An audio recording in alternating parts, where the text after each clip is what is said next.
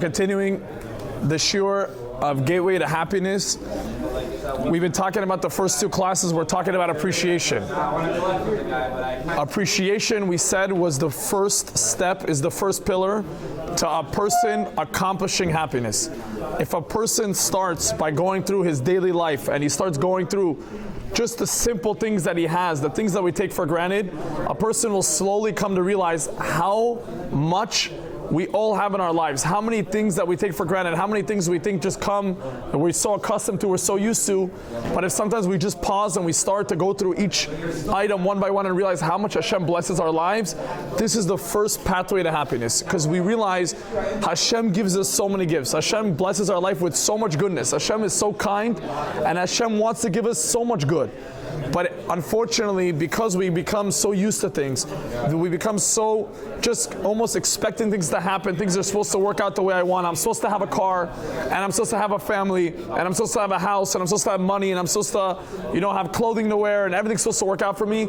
Sometimes you realize that, yeah, of course those things are supposed to happen, but sometimes when you just are able to pause and zoom out of the moment, you're able to come and realize that, wait a second, Hashem gives me all these things. Do you understand how blessed I am? Do I really take in and appreciate how lucky I am to be me? We're constantly thinking how much we can have, what we're missing, what we don't have, what other people in their lives have, what other people have. If we were to stop and freeze for just a moment and realize how many people wish they could be you. Think about that thought for just a moment. How many people wish they could have your life? They would wish they can trade whatever they have for yours.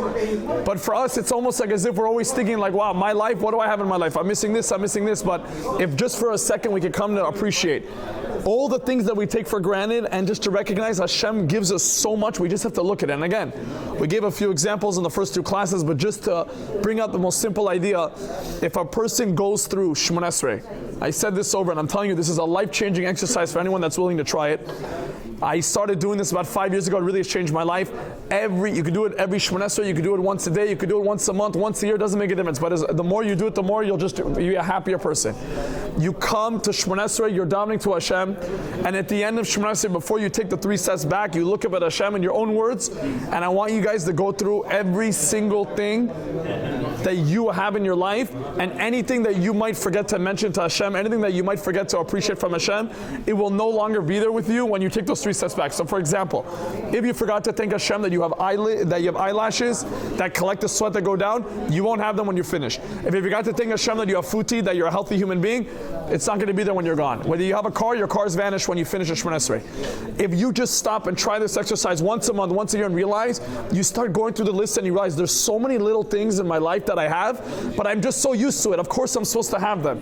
And once you go into that mindset, you take everything you have for granted, and all you start doing is looking at what's missing. What don't I have? What don't I have in my life? What does my friend have? What does he have and I don't have? This guy has a better car than me, has a better house than me, has more money than me. But all of a sudden you stop just realizing someone is looking at you the exact same way.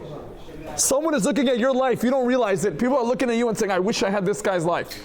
Because everyone just has to come to appreciate what you have. I can't tell you guys how much this applies to every area in your life. If you come to appreciate what you have, instead of focusing on what's missing, you focus on what you have, you forget about what's missing. Again, this applies to everything. Like we said, even a guy gets married, a guy marries a girl, you don't even know the number one problem in all Shalom Bayit. All Shalom Bayit problems stem from the same issue. I could have got a better girl. I could have found someone that was better for me. I could have found a girl that was prettier, that had a better personality, that was better for me. But guess what? If you were just to look at your wife one time and realize how many good things she has that maybe the person you're marrying doesn't have, and you start to appreciate her. Wait, I never thought of my wife. She's scholastic. She's smart. She's tall, whatever it may be that everyone has different, but you go through it, all of a sudden the things that frustrate you, they're still there. You're not living in another reality where you're not acknowledging what's going on, but you're just stopping and saying, hey, I'm not just skipping over what I have just to focus on what I don't. I'm going to go through and recognize that I have so much good here, and yes, things are missing, but wait, let me focus on what I have first. There's so much good that Hashem gives us, and every single one of our lives are filled with so much good. The fact that every single person is sitting here means that your life was filled with so much good. Because we're all alive. We were all taken care of. We all got supported. There are people that are suffering from such crazy things that we should never speak of. We should never hear such things. And you're sitting here and you realize you're healthy, you're happy, you're able to sit, you're able to walk, we all have hands, we can see, we can hear. All these things we take for granted. Tomorrow morning you wake up, all of a sudden I see, of course I can see. What, Hashem was going to take away my sight? But if you were to actually go through one day, I promise you guys, I tried this once, it changed my life. I did it once, I couldn't do the whole day. I did 6 hours, I put on a blindfold for 6 hours. I'm telling you, when you took it off, my whole week changed. Nothing happened. I still had problems financially. I was still dealing with things that I had to go through with a chavruta when I was in Israel. I still had to figure out 100 headaches that I had to figure out with my kid, with the insurance, whatever in Israel. But all of a sudden, the same thing about just simply being able to see, I was like, wow, I can see. Who cares about all those things? But because of course I can see, and of course I have a car, and of course I have money, and of course I have parents, and of course everything works out to be great. So let me focus on the 1% that's missing from my life. Of course you're going to be miserable. It's our choice if you want to focus and appreciate what you have, or you want to focus on what you don't have. But the first thing we all have to acknowledge is Hashem has given us all an abundance of good. It just starts with appreciation. If a person begins to appreciate his life, appreciate what he has, you're going to start feeling an inner happiness. And it's not that your life needs to change. You see, a lot of people have this misunderstanding. They think that in order to be happy in life, I'm telling you guys, I ask people, I say, what defines happiness to most people? The answer I get, the most common answer is, Rabbi, when I marry that girl, I'm going to be happy. When I'm married with kids, I'll be happy. When I make money and I buy that house, then I'll be happy. When I get that car, I'm happy. You guys ever heard such a thing? This idea sounds familiar? If you guys come to realize happiness has nothing to do with what you're missing, because you're always going to be missing something. When you get that house, when you get that car, when you get that wife, something else is going to be that you're lacking, because that's just the way that life works. There's always going to be something lacking. But if you appreciate what you have, you don't even need to get that next thing you're waiting for. You just stop and just realize what you already have up to this point. And as you go through it, you might think, yeah, maybe my life's not so special, maybe it's talking to everyone else, but even in your own personal life, think about how many things you have that other people don't. Think about how many things you take for granted. Think about it for just a second. We are so blessed. We have such amazing lives. There are so many people that wish they could take over your life. There are so many people that wish they can have what you have. Just take that in for a second and realize how much we have and realize how blessed we are. You're going to start feeling an inner level of simcha. So this is the groundwork foundation on how to live a happy life. A person needs to have appreciation. Now, we're going to go on to phase 2, where he's going on to chapter 3 now, where now that he spoke about how appreciation is the underlying factor for happiness, now he's going to talk about another subject. This is the most important subject to be happy. This chapter is the most important tool in order to live a happy life. Again, guys, there are 8 billion people in the universe. Everyone wants to be happy. Everyone wants to be happy. We just got step 1 on happiness, appreciation. You're about to get step 2. Step 2 is the most important tool. If you guys can master, again, tonight I'm going to start maybe a third of it, but if you guys can master even half of what I'm about to say, I promise you, I guarantee your life will change. And when I say your life will change, nothing will change in your actual life. Your life will be the same. Your wife will be the same. Your financials will be the same, everything, but you will see that in your world, everything will change. And this goes back to what we said in the very first shiur. Happiness is not a destination. Happiness is a state of mind. That is the one thing you have to know about happiness. That is what we're building off of. Happiness is not a destination. A person that wants to get something to be happy is not a happy person. That is a person that got something, so he's happy in the moment. He's not a happy person. A person that has no money, you give him $1 million, right? So now you say he's rich, right? But if I take away the $1 million, he's no longer rich. So how do you define a rich person? If I can give it to him and I take it away? Because it all comes down to, is he a person that is producing wealth? Not a person that got it and then it gets taken away. You got $1 million, spent $1 million. No, we define a wealthy person is someone that's creating wealth. He's constantly getting cash flow. That's why anyone that's in real estate and business knows a wealthy person is not someone that's doing transaction. Because you make money, you lose money. But a person that's wealthy is someone that has money flowing in every month. He's got so much income coming in from so many areas that he becomes a wealthy person because of what he's created for himself. It's the same thing in life. Happiness does not come from, okay, I got that house, I got that wife, I got that car, I got that chavruta, I got over this stress, I got this, I got that. No. That's not happiness, because there's always going to be something that's missing. Happiness is a state of mind. Now, I know everyone knows what does state of mind mean. That's exactly what we're going to go into tonight. But we have to make this clear. Happiness is not dependent on what you have. Happiness is dependent on your thoughts. Happiness depends on what goes on in your mind. I know it sounds a little crazy. That's what we're going to go into tonight. We're going to explain it. But I'm just laying out the groundwork so we all have the idea of what we're going to speak about. If you want to be a happy person, you need to recognize it's not about what goes on in your life, it's about what goes on in your mind. That's step one. So let's jump into it. Happiness is dependent on your thoughts. So first he brings down a part of Kohelet. He says Hashem created man in a yashar way. Hashem created man straightforward, meaning it was yashar. Everything was simple, right? But it says that man himself created these calculations. What does it mean that we created calculations? Right? He's bringing down the pasuk in Ghalili. He said, Rabbi, he brings down Rav Samsa, Rav Hirsch. He says, the enemies of happiness, what is he implying? Your thoughts. The ultimate enemy to happiness, the ultimate enemy to you being a happy person in your mind is your thoughts that are going against your happiness. It's all about your thoughts. Like we say, machshava, your thoughts, whatever you think about in your mind, that is what is going to define if you're happy or sad. Right now at this table, out of the 15, 20 guys, whatever, that are here learning, I promise you every single person's mind is on something else. All you have different thoughts running through your brain right now. We all have a world of thoughts. We all have thoughts about what we think about this year right now. We all have thoughts about our day, what we went on today. We all have thoughts about how we're assessing a situation. We're all having thoughts of how we're evaluating something that happened to us. We're all having thoughts of what we're telling ourselves, if we're worth it or we have no self-confidence. Right now, you have to realize your mind is filling you up with thoughts right now. I just want us to realize the gravity of how important is what we're learning. Your world is not dependent on this. Your world is dependent in here. That's it. Everything that goes on and how you feel has nothing to do with what happens outside of your head. Do you understand? Nothing is exterior. It's all interior. Now, what do I mean? Let's go a step deeper. Let's go inside.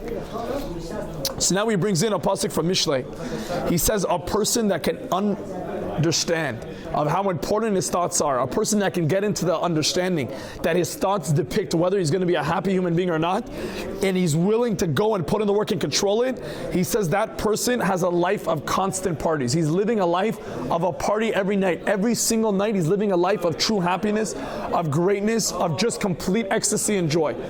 The guy, not that he's at a party, a person that controls his mind. Why? Why is it so important? So I want to talk about this for a second. I want to show everyone what I mean by thoughts control your world. Listen to this idea. I'm going to use a very weird example, but I think the idea, I was thinking about it on the car drive over here. I was like, how do I bring this down in an example we can apply? I think this really brings it down. Basically, he says like this. He says we create the world that we live in. So right now, people are listening to this shir right now. You guys are looking at me saying, okay, it makes sense. We have our thoughts, right? We're all thinking about things. Some of you guys are thinking about the shir. Some of you guys are distracted. Some people are thinking about what's going to be tomorrow, what they're going to eat on Shabbat. Our thoughts are everywhere, right? Not being honest. Our thoughts are in 100 places right now. Mine are too. We all have thoughts right now. So I want to make something clear. The first thing he brings down is about thoughts. I want you guys to realize how important it is to control your thoughts, just so we get the appreciation for how important it is. I want everyone to realize something. What goes on in the world around us, right? Things go on in our daily lives, things go on in the world, right? Think about it for a second. If I don't know about something, did it happen? Think about this right now, watch it. I went to my mom the other day. I love my mother, God bless her soul. My mom is the biggest legend. If you never met her, you should come for Shabbat. My mom is a rock star. But my mom literally is the Sephardic mom that lives in the kitchen. She cooks for Shabbat. She doesn't go on the outside world. She doesn't deal with goyim, right? My mom has no idea who LeBron James is. Again, I told you, it's a very weird example, but follow me. Tell me if it makes sense. Maybe it doesn't. We'll find out in 2 minutes.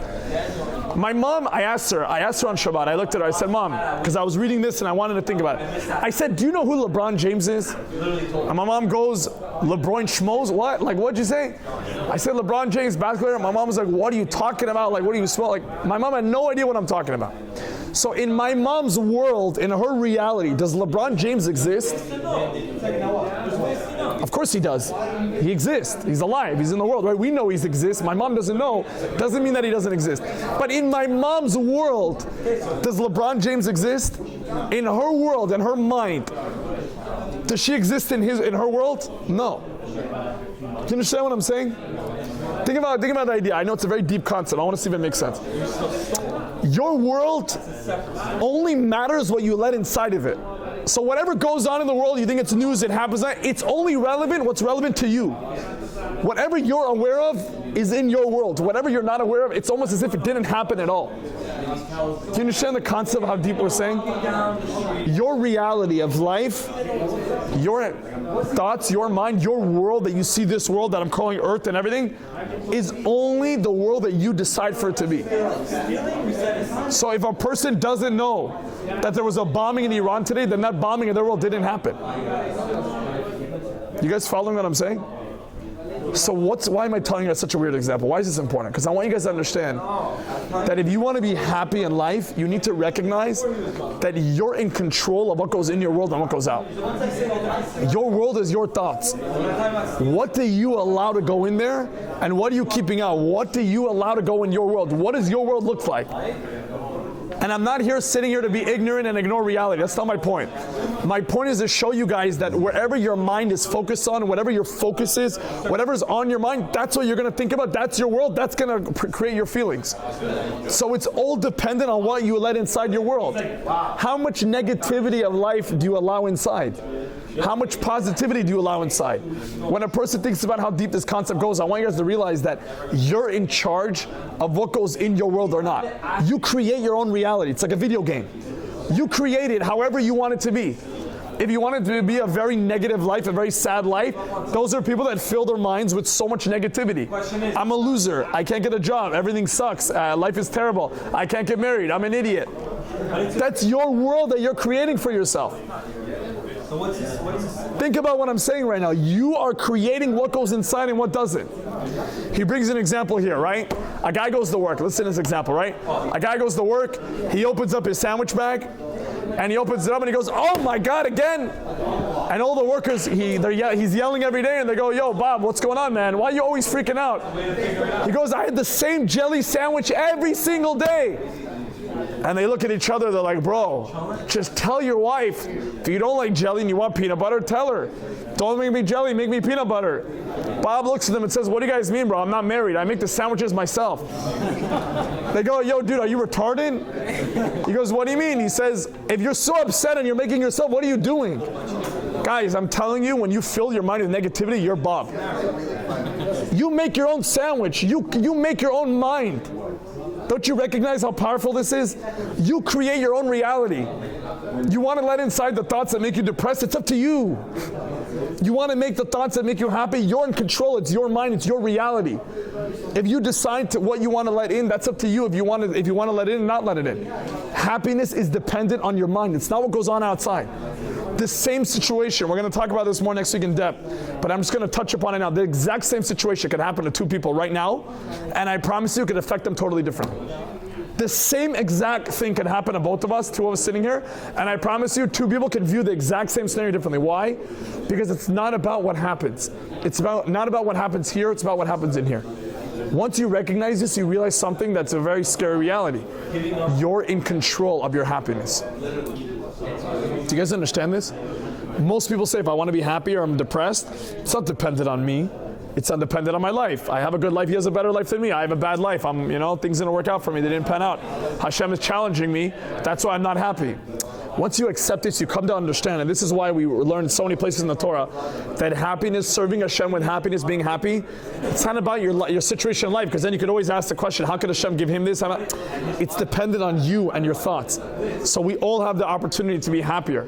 And that's why I'm telling you guys, and I promise you guys this, I'm telling you this from real experience, I know so many people that are so much happier. They're so much happier, and their lives are so much more difficult than others. Because it's not about your quality of life, it's your quality of mind.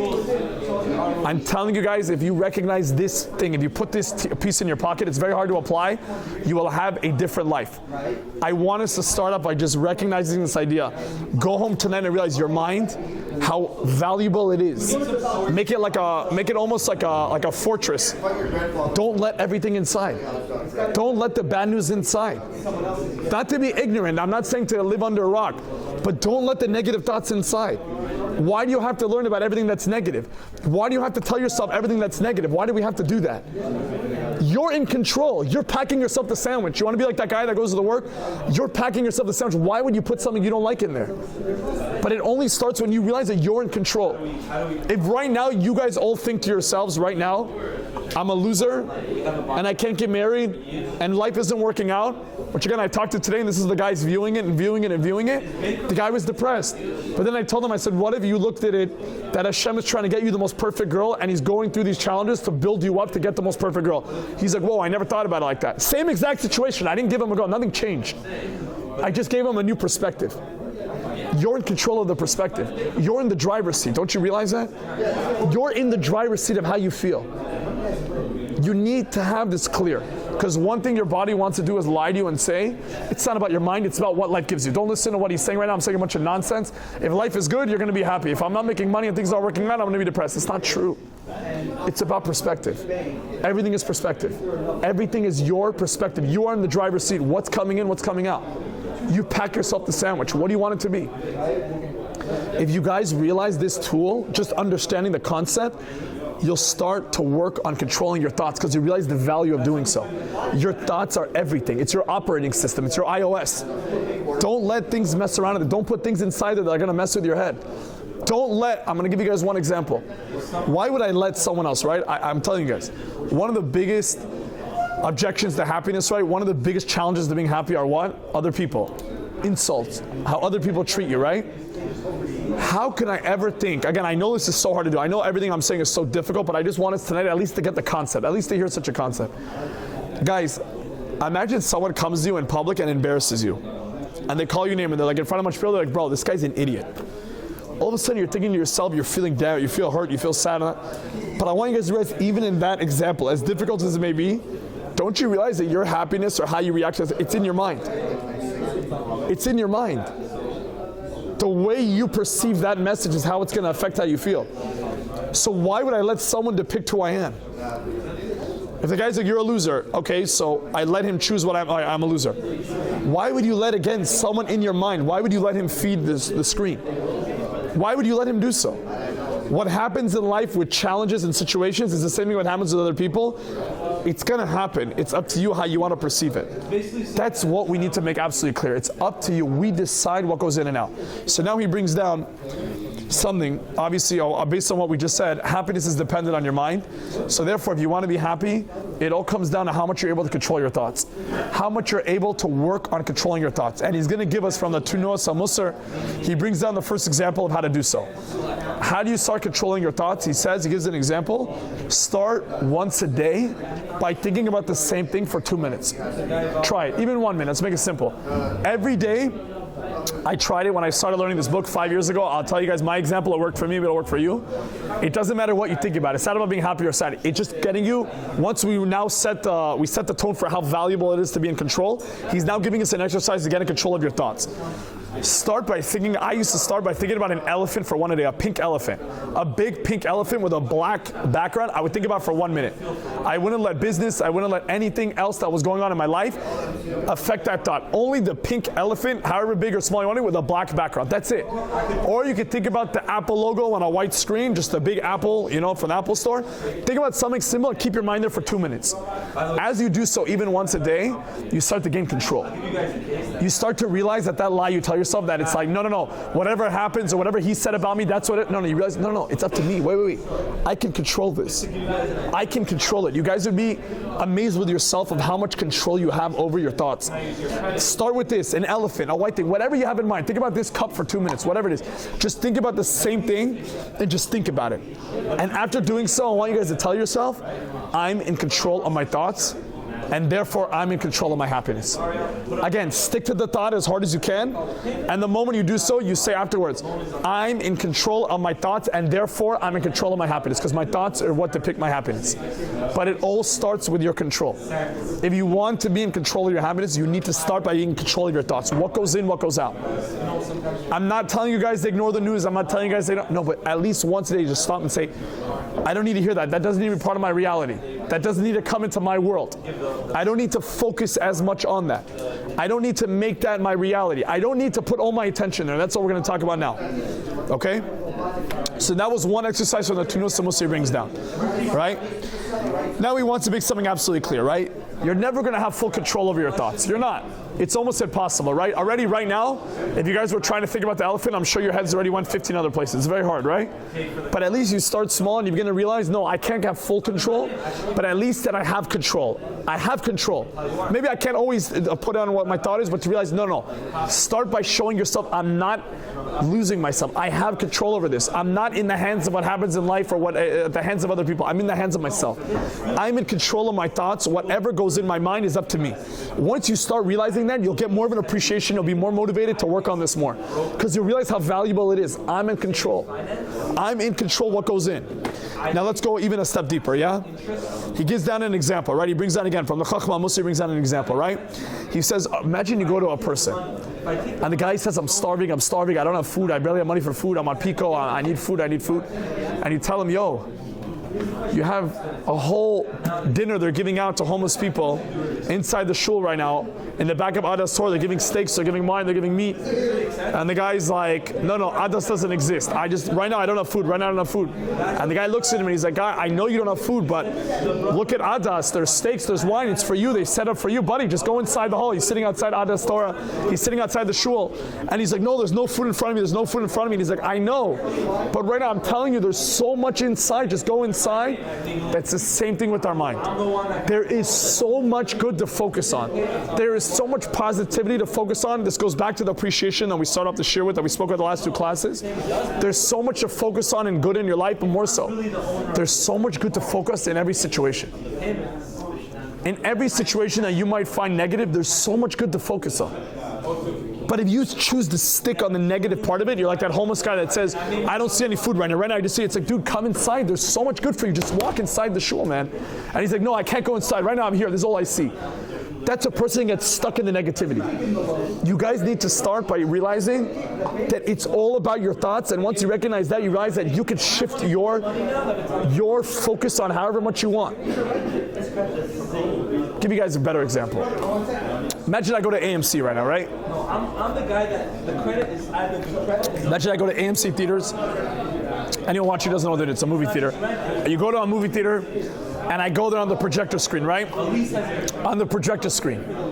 Imagine a guy says, I want to watch Harry Potter. And he's like so interested in watching Harry Potter, so he sees the tape for Harry Potter, and then he sees the tape for, I don't know, he sees it for Mary Poppins. And he whips out Mary Poppins, he puts on Mary Poppins, and he's like, oh, I want to watch Harry Potter. So put on Harry Potter. I know this sounds so simple, but I want you guys to realize it's so hard to actually do, and I just want you guys to realize that in concept it's simple, so we can actually start to apply it. You are in charge of what goes on in the projector. Your mind is the projector that shows you life. You choose what goes on the screen. You choose what's going on the screen. Do we recognize that? Do we really feel that? Do we really acknowledge that you're in charge of what you're thinking about right now? Whatever's on your mind right now, you're controlling that. If you're thinking about the sure great, if you're thinking about 100 other things, think about those negative things. I'm in control. I'm choosing to think about this. Tell yourself, I'm in control. I'm putting on the wrong movie. I don't want to watch this. So why do we do that? Something negative happened to me, right? I got my car stolen. Everyone came up to me like, how are you so happy? Your car just got stolen. So I said first, the first thing, exactly how we learned this year, I told you guys, this is really a real life, book that's going to help you in your real life day to day. I said I appreciate what I have. So my car got taken. I now only appreciate I had a car, but I appreciate all the other good things that I have. I have a house. Thing on my house didn't get taken. I never ever appreciate going to bed in my house. I appreciate my kids, my family, everything that it got me to appreciate everything that I do have. Now that something got taken away, Baruch Hashem, Hashem gave it back to me. But even the more so, I said, so you're right. Of course it bothers me my car got stolen. I lost thousands of dollars. Whether it comes back or not, you're going to get your car vandalized. It hurts. But I said, why would I focus on that? Why not focus on all the other good things in my life? So my car got stolen. So everything else gets ruined. All of a sudden, I don't have a family. All of a sudden, I don't have a wife and kids. All of a sudden, I don't have a house. All of a sudden, I don't have these amazing guys that learn it twice a week. All of a sudden, I don't have a Shem in my life. I'm not breathing. I'm not healthy. All of a sudden I live in LA and the weather's good, the sun is outside. No, I just have to think about the car. I have to watch a tape that I don't want to watch. I'm not able to watch all the good things. I have to shut down the projector. Why? I'm in control of the projector. I put it on. Why would I put on the thought of the car? Why would I do that? You're in control of what you put on the screen. Once you recognize that, once you acknowledge that, you're able to change everything you think about. Because you're in control of how happy you're going to be. So half the people, I'm not talking about myself, in that situation will be depressed, including myself, but because I have Baruch Hashem, this amazing sefer, and we're learning it all together, and we're all getting chizuk, I was able to literally just apply it. I appreciate everything I have, and then I focus my thoughts. Of course it hurt. Of course it bothered me. Of course it hurt. What, I'm going to lie to you and say it didn't bother me? My car got stolen? But I sat there and I realized there's so many other things my mind could go. Let me put other things on the projector. I took out a paper and a pen and I decided to write down all the other movies I could watch. And I decided to start putting those films up on the screen. And every single second, every time that the movie I didn't want to watch came back, what did I do? I thought about the elephant. 2 minutes, pink elephant, black screen. And I'm like, wait, I'm in control of what goes on the projector. Why don't I project my family? Why do you have to be the car the whole day? Let the car come in. It's going to come in. Fine. I'm not here going to say I'm perfect. No, it's going to come in. But it has to play the whole day the movie I don't want to watch. Why can't I play the movie I love? And sometimes, yeah, the horror movie that scares me is going to come out because I can't control the projector. It's going to switch. Fine. But I'm putting the DVD in. I'm the one inserting the screen. I put in the film.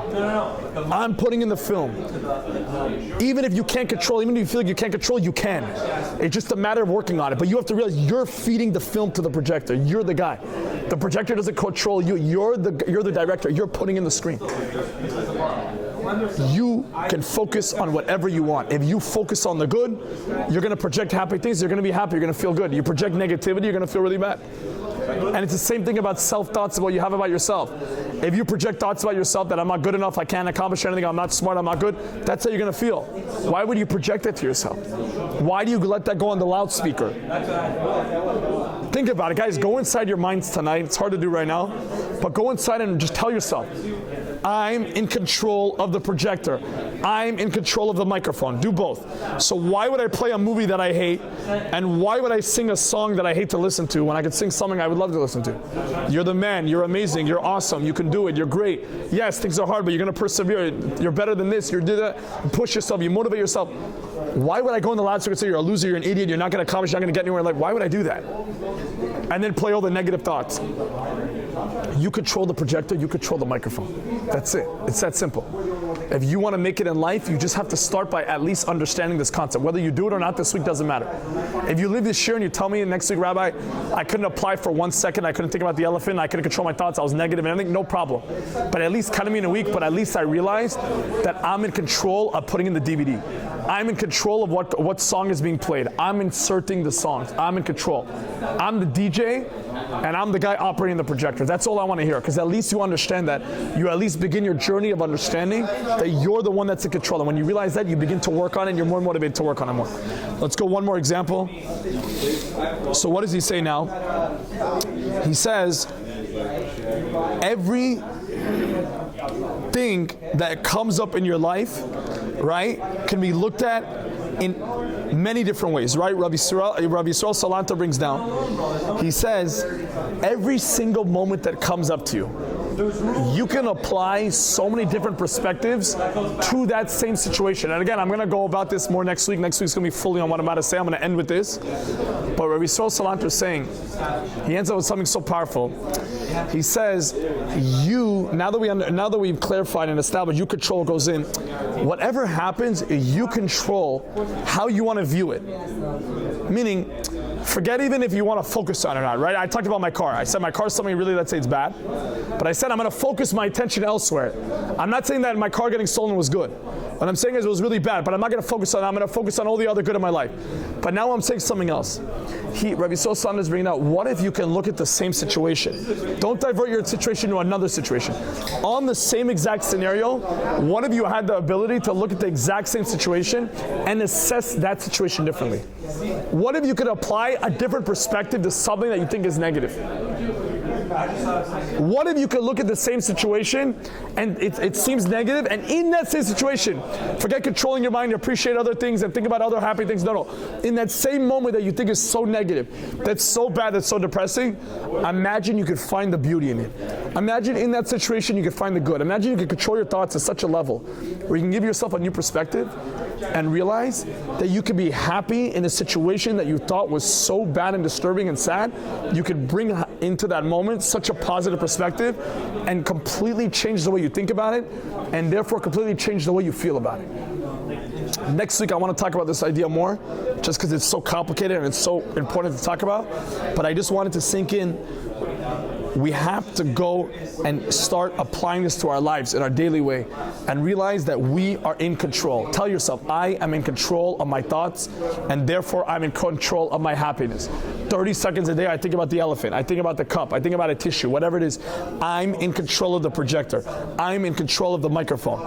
I pack myself the sandwich. If I hate the sandwich, why am I packing it? I'm in control of the movie I want to watch. If I hate the movie, why would I watch it? I'm in control of the music I listen to. Why would I put on the song I hate? You just have to realize tonight is about taking the idea home. I'm in control. Life is not in control of me. I'm in control of life. I'm going to repeat that. Life is not in control of me. I'm sorry to say, 99% of us feel this way. We feel that everything controls our thoughts, and our happiness is what life gives us. When we walk out of this shiur, we're going to say, if I'm happy tomorrow, it depends. If I ask you, how are you going to be happy tomorrow? Most people are going to tell me, it depends. That's the most common answer to happiness. Are you happy? Are you happy these days or not? Rabbi, it depends on what? How's life? No, it doesn't. Of course that'll help and it'll make it challenging in different ways. But ultimately, if you ask someone, are you happy or not in life? What does it depend on? It depends on my mind. How much in control of you and your thoughts? How much are you playing? Because like we established in the first two shiurim, there's so much good to play. And there's so much good to think about even when negative things happen. And there's so much good to think about in the negative moment themselves. Next week, B'ezrat Hashem, we're going to talk about that concept more. But God willing, we go into this week with just that one concept in mind. I am in control of my mind, and therefore I'm in control of my happiness. Chazak Baruch.